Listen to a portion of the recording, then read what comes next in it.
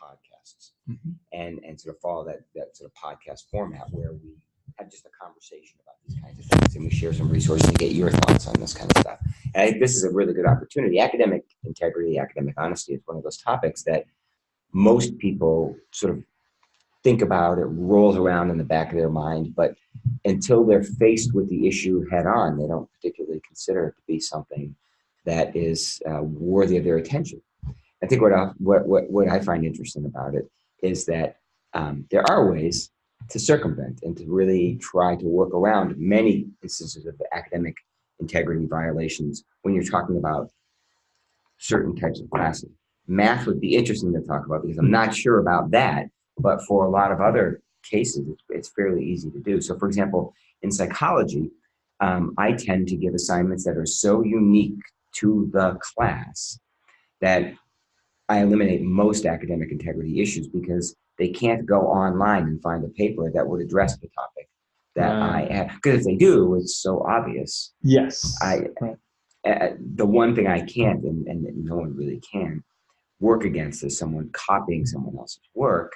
But if it's a paper, it's hard to copy someone else's work. For math, that's a different story. So I'd like we'll get your opinion on that. Right. Yeah. But I think it is an interesting phenomenon, and this is something that makes faculty sometimes uncomfortable. But I do believe many cases of academic integrity could be mitigated very easily with proper planning versus just telling students to not cheat.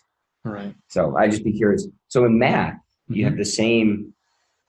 You expect to write the same answer. That's right. So what are some of the issues you've come up with? It's right. So one issue, which maybe, is a little surprising, right? Because you don't think, when you think plagiarism, you think like humanities and, writing papers and things like that. But for math, there have been instances where, and maybe this is actually sometimes in the upper level, not the lower level courses, but there are times when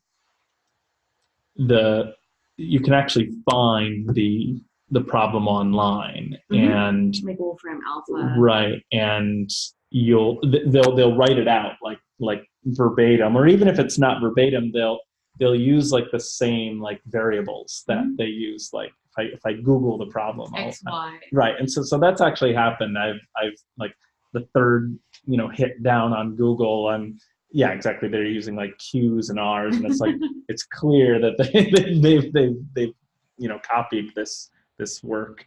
But yeah, it is more challenging to catch it, I guess. But I guess I see it more in the upper level than the lower level. How do I ward against it? I mean, I don't think I have an answer for that yet. Well, it's interesting that it's more upper level than lower level, because you right. expect the lower level students, given that they're required courses, right, to be more likely to engage in some kind of plagiarism just to simply get through the course. Right. It might be happening, but I think maybe it's the fact that it's more noticeable at the upper level, because the lower level, there's almost like one way to do it. At the lower level, it's like, calculate the slope of this line or something like this. It's like there's basically one way to do it. Plug in the numbers to this formula and you're done. But with upper level, like it's like prove this theorem, and there could be two avenues to go about, and so that's, I think, maybe more of a telltale. And also, like when it's a student who maybe hasn't really been like your star student in class, and it's like they give you this answer that's like stellar, or that's like right on, you start to wonder. It's like sometimes alarm bells go off when you're looking at work, and it's like, what are some of the kind of key things that you can tell, that the red flags for plagiarism in your area? I guess, like I said, just mostly the student not necessarily being an excellent student and then kind of handing in excellent work, that's kind of, but other than that. Well, it's interesting. We had a conversation the other day with Damon Markowitz, Damon's last name, from Communications. Yeah. And Damon was telling the story of being accused of plagiarism when he was in high school, when he, in fact, had done the work and written just a much better paper than all the other work he had done. So I think that as you're describing a stellar student, someone who's not a stellar student doing stellar work, right, that is a red flag. And I think Damon's story stands out so much because it's a situation where that is, I believe, in the minority, where a student actually was able to do better work. They just weren't putting in the effort. Whereas in a lot of cases, it is really a telltale sign that a student has gone from not doing well at all to doing really well. So I think that's an interesting marker. One of the things you said before, which I found really interesting, was the notion of using Google to try to identify the responses and being able to see very clearly the response there online. Third hit down was your example. I've used Google over the years to identify plagiarism in a way that most people have thought about, but it's so simple. It's almost not even. I can't believe the students think about it. So I simply take a sentence that seems kind of unique, put it in quotes, and plug it into Google. Yep. And the answer, the paper pops up. Exactly. And when it pops up, it's very easy to say, well, then you just follow through. Right. And the students have no they have to either admit culpability, or like the student who once claimed that the internet had read her mind, you could come up with some crazy response. Right. But the reality is that so there are these ways, and it's interesting. I have started to tell students that story in class about Googling the answer and finding it, and I have less success doing that now because either students aren't doing it, or they are going deeper into the Google search to find an answer that will satisfy the requirements for the assignment. Or they're getting really good at paraphrasing. Or which frankly, I'm okay with. That's kind of one of the goals in some sense, right? They're at least they're digesting the material in some sense, right? Instead of regurgitating, you know. But you bring up an interesting point. I think is this idea of where do we draw the line? What really is plagiarism? Right. And students don't understand it particularly well. And part of the reason for that is that faculty don't particularly understand it very well often. Because the notion of plagiarism is squishy. I mean, I was listening to some podcast the other day, I think it was This American Life, and they were talking about a case of music theft, music plagiarism. And I think it's currently 2 people are being sued by the estate of Marvin Gaye for stealing his music. And if you listen to the tunes, you can hear a little bit of similarity, but not. I mean, it's not like when Ice Ice Baby came out, and then you thought, well, you hear the first few beats, it's Under Pressure by Queen. Right. No, it's not. I mean, that was clearly a matter of that clearly, right? But these are not quite the same. But where's the line, right? And a judge had to listen and decide. And in one case, he ruled against the person. In the other case, he ruled for the person. And for the life of me, I listened to and I couldn't figure out why it was. So in a situation like that, was a great deal of money and reputation involved. And it's that hard to draw the line. How are we able to draw that line? So, for example, if a student turns in a paper and they found something online and they paraphrase it, as Tyler said, I might see that as really good digestion of the material and thinking it through. Someone else might see it as, well, they just stole their words and reorganized the words a little bit. Right. So we have to think about how to handle that and how to talk to students about that. And it's hard when we don't have a clear definition ourselves. So, for example, let's say a student is charged with doing a math problem, and they don't quite understand how to do it. So they look up online, they find a similar problem that is structured the same way, and they have different variables, but they put in the variables, they get the right answer, but they use this as an analogy to help them solve that problem. Plagiarism or not? Right. It's a tough call. There's a gray area. I guess for the most part, part of my test would be if I'm able to kind of see both documents, right? The source and the student's work. I guess I would approach it from the problem is plagiarism is almost like a subjective thing, and math tends to be more like objective, right? Yeah. But I guess I would hope to see that it's okay that they use this as, like I said, a source. If you're writing a paper, you cite your sources and these kinds of things. And if they used it then to say, okay, now I kind of understand the method, let me actually try this myself. That tends to be clear if that's happening, right? Yeah. And it's a lot of times, even in math, you'll actually see like word phrases if they're plagiarizing. Be like, you know, choose X sufficiently close or something like that, or instead of choose X close enough or something like that. Those two phrases. And so if you see sufficiently close, it might be like a little more fancy of a phrase, right? And so if you see that phrase used, especially with the exact same variable, again, if it's like, choose like V, some letter that you might not see a lot, then it's kind of a dead ringer. So I don't know. I guess it's like little pieces that if they build up and add up, and you can kind of say, aha, now this is plagiarism, right? And it kind of goes to the next point of what do you do when you do detect it? Do you confront the student? What comes next? Yeah, I am not good at that at all. I don't like confrontation. That's so against your character, Tyler. So I think what I do, I'm kind of passive aggressive, right? So I put like as part of their, well, first of all, what do I do for the grade? I think what I usually do is make the grade absent. So like I don't put a score at the top, and I'll put a note. This looks a lot like something I have found. Maybe even I'll put like the website, or I'll just say online, and I'll say something like, can you please come to see me, or something like that. So I think that the dealing with plagiarism is interesting, and I don't know the Springfield College policy in detail yet. I've heard a few bits and pieces of it, but it really is, I think, and this is where Bree and I sometimes have conversations about. It really is up to the instructor's discretion on how they handle plagiarism. Right. I mean, one of the key components, I believe, always is reporting a confirmed case to a source, so that if it happens again, there's an indicator of a repetitive pattern, so that the student would have a bigger consequence. Right. But dealing with an individual instance, it strikes me that the faculty member has their discretion on how to manage it. And for me, like you, Tyler, I do not like confrontations. And I'll tell a little story.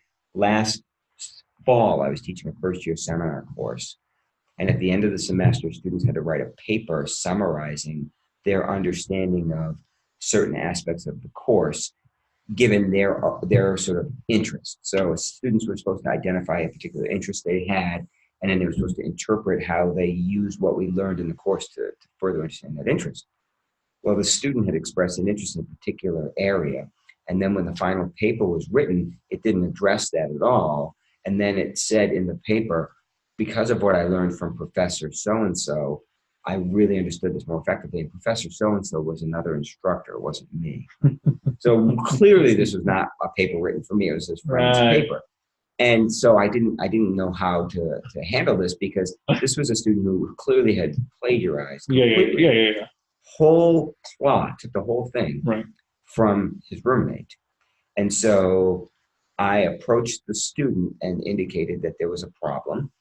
And then I had approached our academic integrity office at Quinnipiac. Now they have a full-time attorney who's in charge of academic integrity there, who manages and adjudicates all of the academic integrity cases. So when I went to the person, we had to contact the student's roommate, who the paper had been written by. And the idea was we were just going to say, okay, you plagiarized the student. We need you to acknowledge that. The student who gave you the paper should acknowledge that, and you both should have some kind of consequence. My consequence was he would get a grade once he rewrote the paper. Right. And the paper would be lowered by 1 letter grade. Right. The other student, though, however, claimed that he had no knowledge of the student taking his paper. He said he must have gone on my computer and taken it. So it became kind of a messy situation. So even when it seemed clear-cut and straightforward, it can get messy, which there is a long way of explaining why I think the confrontation is challenging. Right. Because you don't know how the student's going to respond. Right. I do think it becomes easier when it's so blatant. That's when it's so clear. Yeah. You referring to the wrong professor. Yeah, exactly. I mean, that was as bad as a student. Oh, this was 15 years ago now. Who turned in a paper where the title page was the title for his paper, but what followed was a different paper in a different font. Right. With a different color ink. Yep. That's right. That's right. I You hope they at least bother to change the name, right? Right. Who it's by, right? well, I have papers where they At haven't least done that too. Okay. Where they've kept the other student's name at the top Yeah, of the yeah, paper. yeah, exactly. So I mean, these are blatant examples. Those are easy. Right. And I think that even those though can get messy because the students understand that the repercussions can be really damaging to their career. So you have to figure out a way to acknowledge that it is serious without submarining a student's career, in particular if it's a first offense, and then they admit that they did something that was inappropriate. But it is a challenge. I talk about this all the time, and I apologize if you've heard me talk about this before. But one of the things that was probably one of the best experiences I ever had dealing with this issue was when I was at Gettysburg College in Gettysburg, Pennsylvania, where they had an honor code. And the student honor code was that students would sign an honor pledge on everything they did. Wow. The honor pledge was, I have received nor given any assistance to produce this work, and essentially anything against college policy, anything beyond reasonable expectations, blah, blah, blah, and then he would sign it. Right. And what was interesting about that was the students policed each other. So you give an exam, according to the honor code, the faculty member is not allowed to be in the room while the exam is being taken by the students. Because the students sign the honor pledge. So when you give an exam, you are to leave the room and find some place to sit, either your office or somewhere down the hall, acknowledging the students are going to sign the honor pledge. Wow. And paper, same thing, students would sign the honor pledge. What I found amazing was that under those conditions, students took it seriously enough that they would, in fact, turn each other in. And let's say this example is happening. Let's say you see Bree cheating off of me, a likely circumstance, and you don't turn Bree in. Right. But let's say Kim sees you see Bree, and sees you not turn Bree in. Kim turns you both in, and you both get punished for it. Wow. Because you're culpable for turning in someone when you see them cheat. Right. And the punishment is at Gettysburg simple. If you get convicted of an honor code violation, you are at a minimum suspended for a full semester. So let's say it's 2 weeks into the semester, you get caught and you're suspended for that half of the rest of that semester and a full semester after that. That's crazy. The maximum, which was established, which was used as much as that, was years thrown out of school. It's a bit intense. They did not mess around with it. They just did. And so the students were great about it. And from a faculty member's perspective, I loved it. Right. Hand out the exams to go to my office. Bring them to me. Right. And then hand them to great. Right. I get stuff done. I get to sit there and like monitor and look around. Right. And the students took it very. And here's the other thing. So what that meant was the students didn't need to sit there and take the exam. They go wherever they want. So I would hand out the exams and leave, and the students would scatter. Right. And they knew they had an hour to hand it back in my office. It was great. It was actually great. It's kind of a freeing. It was freeing part, and the students took it very seriously, and they were really good about being clear. And I even had a student once who didn't sign the honor pledge, handed it to me, and said, "I'm not going to sign the honor pledge because my eyes glanced at someone's paper, and I didn't want to violate the fact that because I did see something on the paper that helped me, so I apologized and turned it in." And under those conditions, they were told, if you don't sign the honor pledge and you admit that you might have done something, the professor and you can talk about it and come up with an alternative way of solving the problem. So it was really an interesting kind of phenomenon, and it worked really well. And of course, it's been that way at Gettysburg College since the 1800s. And so that's a tradition that needs to be built in. But to me, if there was a way to convince the student, and I actually think it would work here better than a lot of other places, these students would take it, humanics, philosophy. They would buy into it. Right. And it would be a really great experience for faculty. It's a degree of trust, which is nice. Like you're showing trust with your students. Yep. And I actually, even without an honor pledge, I tell my students when I go in there to give an exam, hey, listen, here's my policy about cheating. Don't do it. If I find out, I'll be really pissed and a little hurt. So don't do it. And I said, I'm not going to police you. I'm going to sit here and I got work to do. I have stuff to do, but just don't do it. Right. And I've had some instances, but in general, students are pretty good about it. But it was great when I didn't have that. I mean, do you think something like that could work here? I mean, I've heard of faculty having the students sign like the syllabus or something like this, but this is, I mean, it pales in comparison to this example. Extreme. I don't know. I mean, I guess I guess I would just try to think about like the logistics. I guess you'd need like a group to, initiate this, and I don't know. I mean, maybe it could come from the president or something like this. But could it work? I don't know.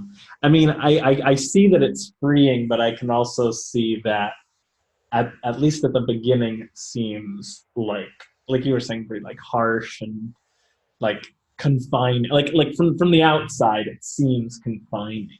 Well, do you know what schools tend to have an honor code? I would imagine military schools. It's a military place. Yeah. Like the Citadel and all of the U.S. affiliated ones, the West Point and Annapolis, they have honor codes, and it's the same policy. Right. Gettysburg, in fact, I think borrowed theirs from Annapolis. Right. And so the military ones do, but of course you've got a buy-in.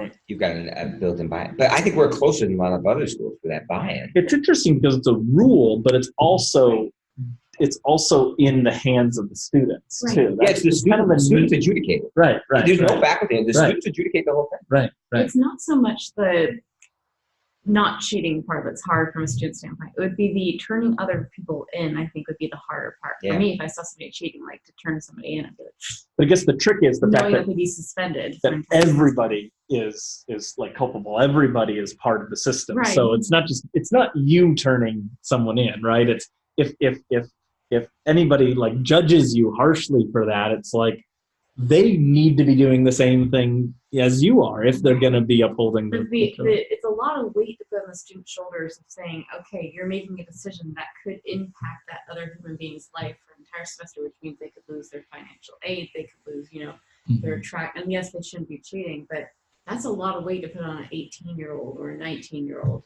If I was a student, what I would do?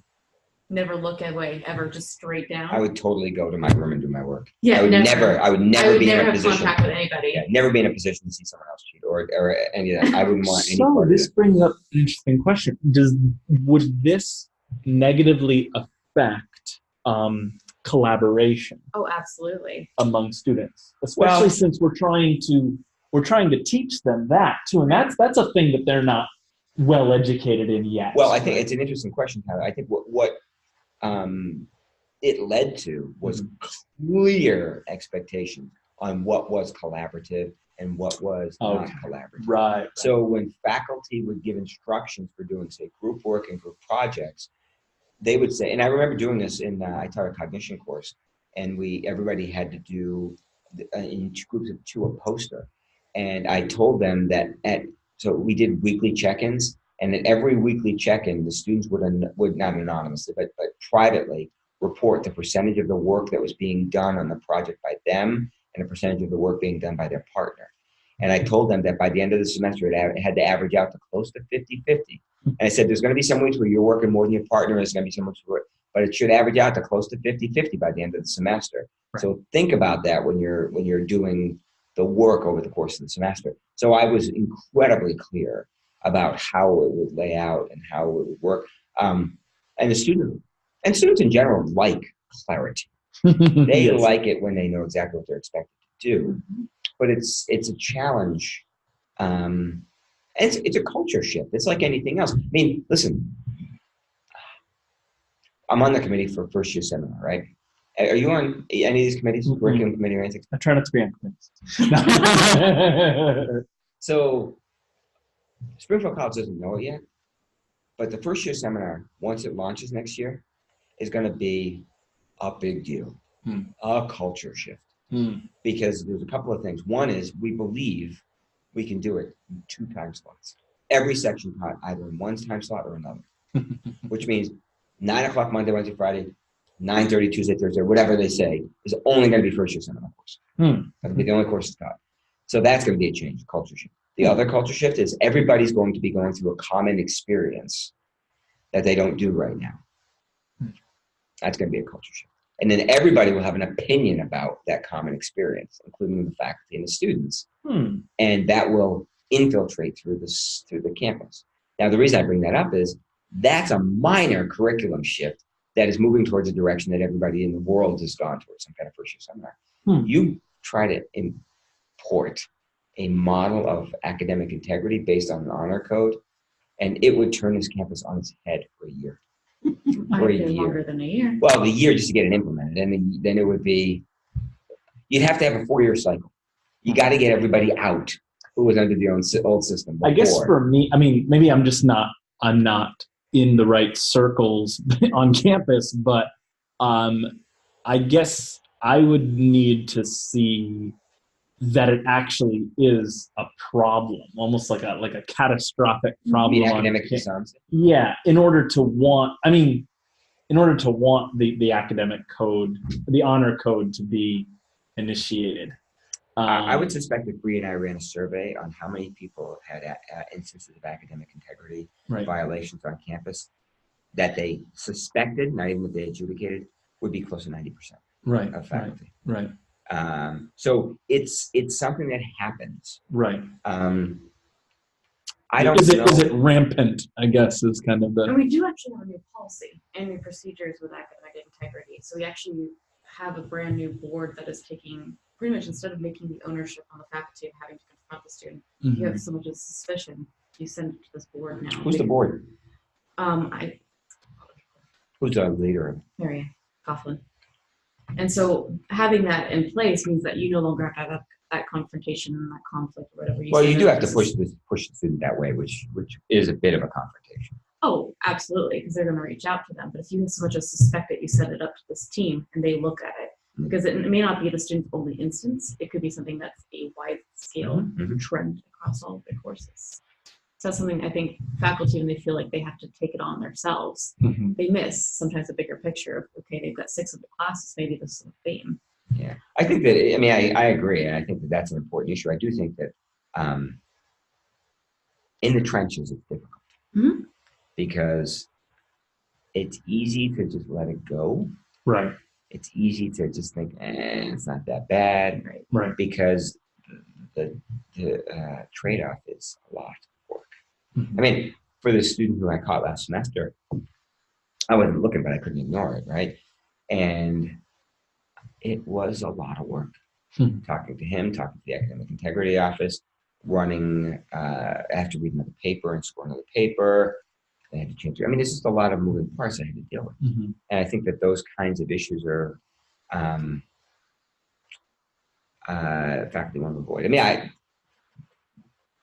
I caught students cheating in class before, and that's an easy thing to deal with. Like I caught students coughing answers to each other one time. Oh, that's so obvious. They went Be like a this. little bit more artistic with your cheating. Question 42.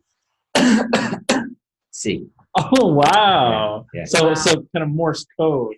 Yeah. At least be a little bit more creative than that. I thought you were going to say, number 42 is C. that would have been, No, really obvious. Exactly, coughing in sequence for a while. You're like, man, I got a rampant case of bronchitis. That's right, exactly. That's so funny. Want to go to Health Science? Sorry. I had a student once too who claimed he had irritable bowel, and he had to go to the bathroom a lot during his exam. And so after the 3rd or 4th time, I was worried about him. So I walked in. I said, "Are you doing okay?" And I saw him standing on the toilet. And he hid in the book in the ceiling. In the ceiling? Oh, well, that's clever. So he was going in. That's a lot of work. That is. I find this tends to take more work to cheat than not. Like, I'm going to be honest. Like, it really takes a lot of work to cheat. Sometimes I almost want to grade the cleverness. About your method. Like, I remember people putting like the little wind up answer keys and mechanical pencils that were safer and like just turning them like that's the entire exam. Right. It's a lot of work. I remember, I've said this before, and it's easier said than done. I said, listen, students are going to take the least challenging path to do a task. That's right. Because they're humans. We all do it, right? Right. So make the least challenging path to study. Right. If you make that the least, then they'll do that. Right. If you make cheating, because there are some classes, let's be honest, where cheating is easy. Some classes where cheating are easy. Cheating is easy. I remember when I was in grad school TAing a 250 student section of intro psych where it was multiple choice. You're sitting like this, someone's sitting right there. Exactly. Yeah. It's not hard to cheat, right? It's not hard to do You that. better hope the person next to you is smarter. Well, you have to position yourself appropriately, Brie. That's right. That's right. I'm sorry, I was the one cheated off from. Yeah, actually, I never cheated. I never, and people say this all the time. I engaged in a ton of academic dishonesty in high school, but never in college. I was so scared in college. I was like, Right. but in high school, Yeah. I mean, it was never on tests, but on homeworks a lot. Right. Right. Like on homeworks, I would get homeworks from people and then go through. But it worked for me because I could do the exams. Well, part of me wonders, I mean, and maybe this is definitely a conversation that other faculty have had, but do the students know they're cheating? I mean, clearly there are times when they know they're cheating. Tyler's a good question. Yeah. But like plagiarism, do they really know what plagiarism is in its full form? You know, so I had a student once who turned in a paper. It was like a 5-page paper, and every paragraph was a long quote. Right. And at the end of it was one sentence interpreting the quote. That's right. So the entire paper was a quote. That's right. And I said to the student, you can't. Why? I quoted. Right. I gave credit.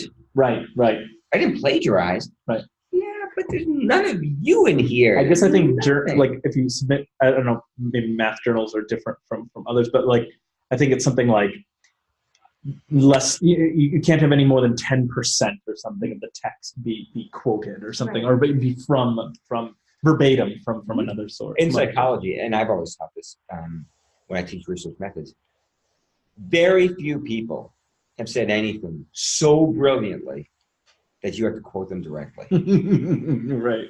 So you can just paraphrase what someone said. Right.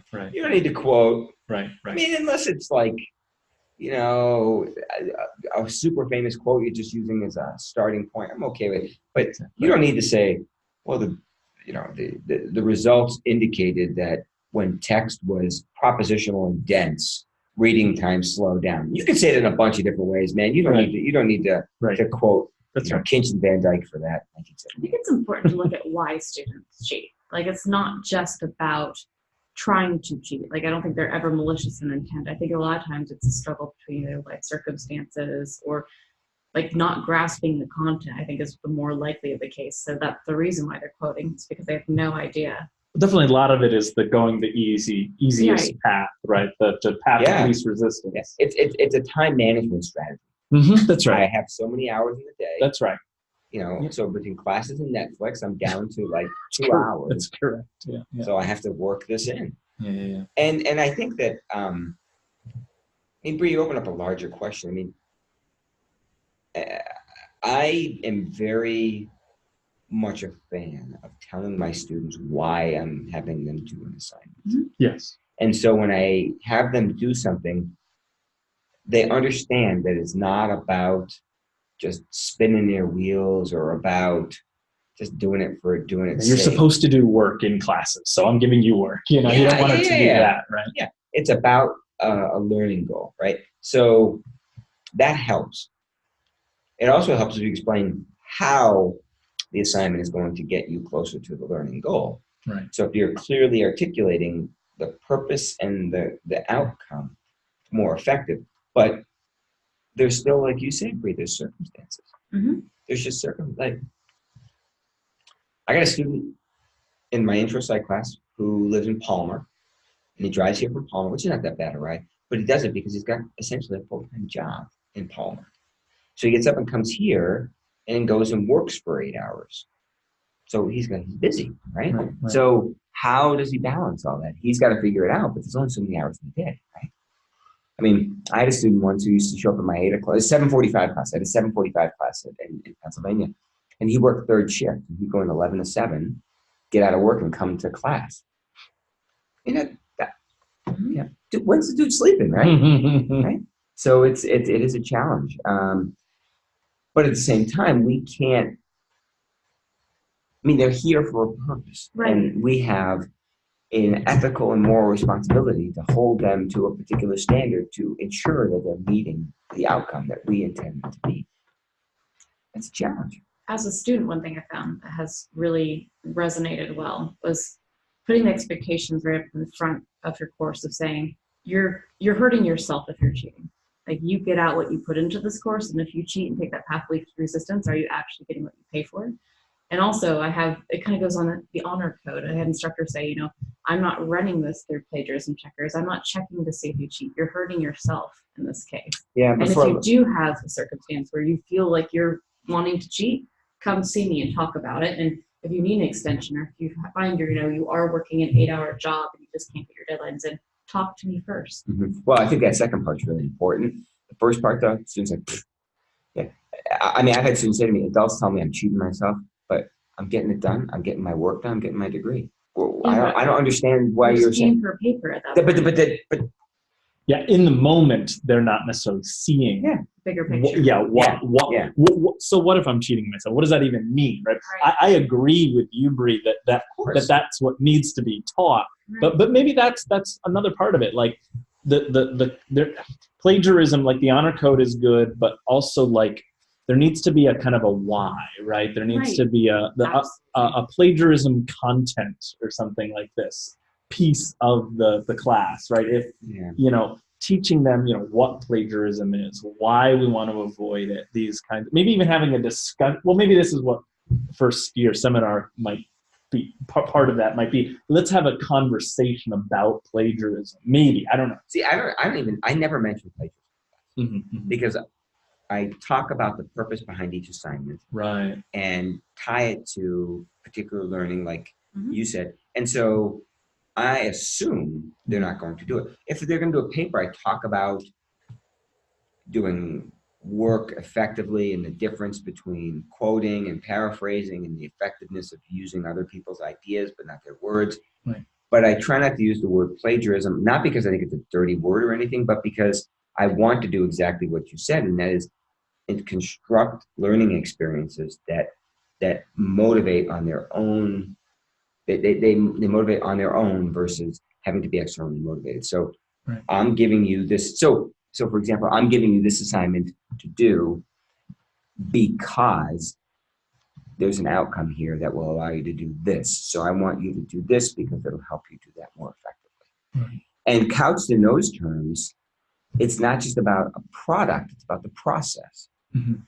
And once you can turn students' perspective from product to process, plagiarism goes away. That's interesting. It just goes away. Right, because then it's not about doing this. Because this matters less than all the stuff that went into doing that. So you've almost turned it into a problem where you've changed the problem, so to speak. I think in math terms, where plagiarism can't be a solution to the problem, right? Even if they plagiarized, that's not helping. That's not part of the process, right? That part of the math translation. Yeah. It's not the process. The process is what I'm having you do. Right. That other thing. I like that. It show the work part of it. Yeah, no, I like that a lot. Huh. I mean, and I tell students when they write little papers for me, I said, I don't care about your final paper as much as I care about the drafts and the conversations we have about the drafts. Exactly. Right. That's where learning is integral. Your final paper, is the result of the conversations. It's the evidence I have to point to the process, because I can't see the process along the way, but I care less about that than that. And students are often amazed when their final paper looks marked up, but they get a better grade on it than they think they should. But it's because I have been along the process journey and seen how it's gone along. And that's helpful for students. But it's more investment of time. It goes back to the question, though, of process versus product, but aren't we preparing them to be able to deliver a certain level of standard? So if you are grading them, and this is the conversation we have frequently, if you're grading them more leniently because you see they worked harder on the process, but they cannot get the product of another student, are they really at the same level? No. I'm not grading them more leniently because of that. And I'm not grading them more leniently at all. The grade is based on the final product, but it doesn't look like they should get the grade they got. And the reason is I will often have lots of notes. And so they'll look at it. And I mean, I literally mean objectively, they look at it and think, holy shit, there's stuff all over the place. Right. But it's like, you did a nice job of evaluating this here. Per our conversation here, you didn't quite finish this thought. So the product, because that's the evidence I have for it. But I now know how this product came to be. Right. And so it's more of a conversation than just, And I look at it this way, from my perspective as an instructor, I grade more effectively because of the process. Right. I grade more effectively and more, I don't want to say accurately because grading is kind of subjective. Well, but I grade with more knowledge. That makes sense. Well, you make yourself as the faculty a part of the production in a way, right? And you're not just seeing the end result. Yeah, and you do that in math all That's the time. right. Maybe that's why we don't have difficulty with plagiarism. There is, but maybe that's why plagiarism isn't like on the top of our to-do list, because math, just by its very nature, is. And now, granted, I would claim that some math teachers cheat in that. Nope, that's not the right answer. Try again. In my mind, that's cheating the student. Yep. It's, well, let me say, okay, that's not the right answer, but let me see your steps, right? Let me see, where your process. Actually, you were right up until here. You forgot a negative sign, right? So it's all about the process, right? I taught stats for years and years, and I remember a student said to me once, I have an A in this class, yet I have gotten a final answer wrong on every exam item. Right. How do I have an A? Exactly. Yep. I said, well, you have an A because your process is fine. You did a stupid math calculation here at the end. That's right. Where you multiplied 2 times 2 and got 6. Well, I'm not going to penalize you because you're kind of a dope there. You did everything right up to that point. Right. Exactly. I mean, I hated grading that kid's exam because they go through and find, because it's easy when you find the right answer, right? You go, okay, that's right. You can see they've done it the right way. No, math grading is hell. It's my least favorite part of my job. Oh, it's terrible. Because every single person's work is like a new problem for me. Right. You have to figure out it's how like to get there. yeah, I'm like you were saying, it's a mess. It's like math. You have to arrows. You have to figure out, okay, where did they go here? There's boxes turned upside down. I mean, I hate it, but I kind of love it because each person's answer is a puzzle unto itself. So. And I always found it interesting, and it's statistics, so pretty basic math. I always found it interesting when students would come up with an answer, and I'd go back and look and think, how did they do that? That's right. How did they do that? And then I'd follow it through and think, oh, well, that's another way to solve a problem I had never thought of before. The thing you have to worry about in math, though, is am I putting more work into understanding their work than they did in solving it? Yeah, I know. So there's an economy there of time and effort where. And it takes experience, and I may not be there yet, but there's a point in some people's work where you're like, I think I'm officially now spending more time on this problem than they probably did. I'm going on to the next paper.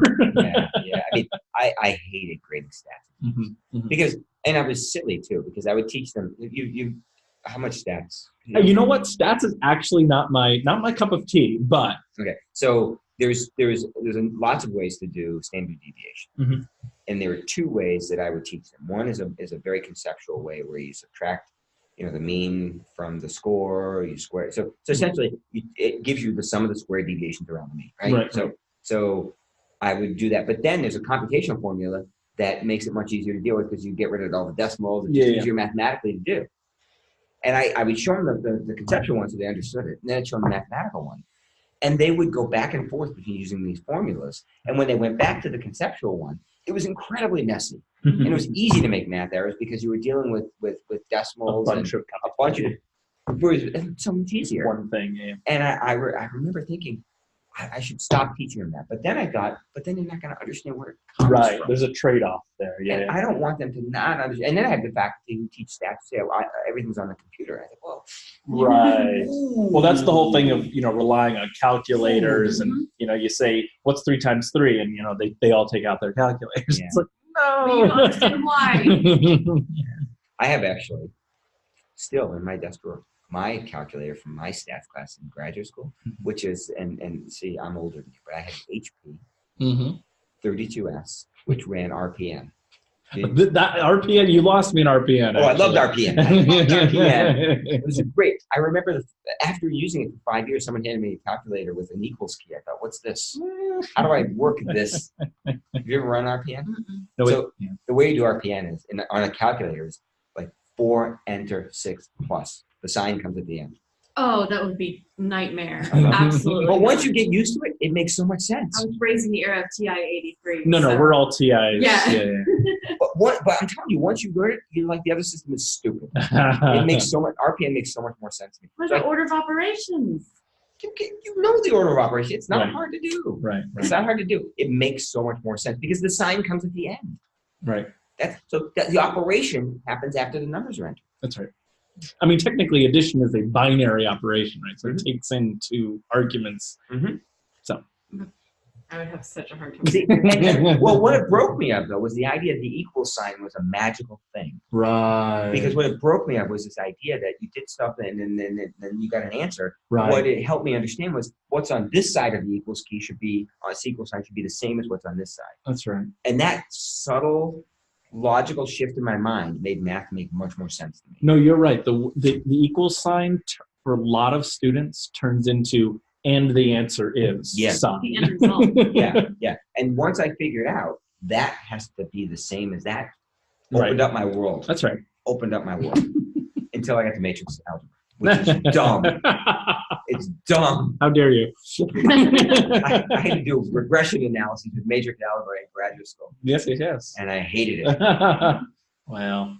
I mean, I got to a point where I'm like, oh, this is why I'm not in math. Mm-hmm. So anyway, this is actually a really great conversation. We do have some resources, the Academic Success Center put together. If you'd like to take that sheet, Sure. some resources for plagiarism that. So this really was a small group. Yeah. Yeah. Conversation. But it's a great conversation. Bree will edit it a little bit and put it out on our feed. Yeah, and I'd be interested to hear what other folks in other disciplines like I was interested maybe in English and literature. I'm sure they. Well, I know it's- Becky wanted to come with us. Yeah. Because Becky would be an interesting person to talk to. I'm about sure It's they. rampant in English. Yeah. All kinds of Get stories. Ann Wheeler in here sometime, and Ann can tell you stories. What area is she in? She's. Ann? Yeah. She's in English, and she does first year writing. Oh, She actually has okay. a good remark, especially on culture, because plagiarism is a cultural thing. Uh-huh. Like in certain cultures, it's actually not polite to cite somebody. Oh. Like it's seen as a token of honor to be able to use their own words without citing them. So she has some interesting insights on that she's seen from her class as well. Yeah, and the cultural issue is an interesting one. I mean, I had a conversation with a faculty member about the increasing reliance of our bottom line on international students. And the more we bring those folks in, we are going to be dealing with a number of these issues that are culturally different. I mean, and this is a simple one, but in certain South American countries, it's a sign of disrespect to make eye contact with someone who is considered superior to you. Mm-hmm. So in a classroom, if you have a Hispanic student who's from, say, Peru, they will not look at you. They will cast their eyes down because that's not appropriate in the Peruvian culture. Huh. So you have to Interesting. understand these Yeah. differences and not be offended by Asian. I mean, my wife works, her biggest population now is Vietnamese. And she said Vietnamese students don't talk to adults. She's a teacher. You kind of break that cultural norm. And it's very challenging. So, and those people, they're coming up through our rank. We actually have currently on campus right now a student that was my wife's student in East Longmeadow who came here from Vietnam when she was 13, speaking no English. Huh. She now is here. You don't have her yet because she got a 5 on calculus A, B, B, C. Both of them. So she got all those points, those credits. But she's in health sciences. She wants to be a PT. And you may come across her at some point. And this is a kid who is painfully shy. When she talks to me, she will not look at me. Wow. She looks down. And she's a nice kid. Really nice kid, but just painful. Well, that's a different story, Chris. None of us look poopy. I'm just kidding. I'm looking pretty good Just today. kidding. Anyway, so great. Thanks for coming. Yeah, by. no, Thanks for thank the you, Chris. conversation.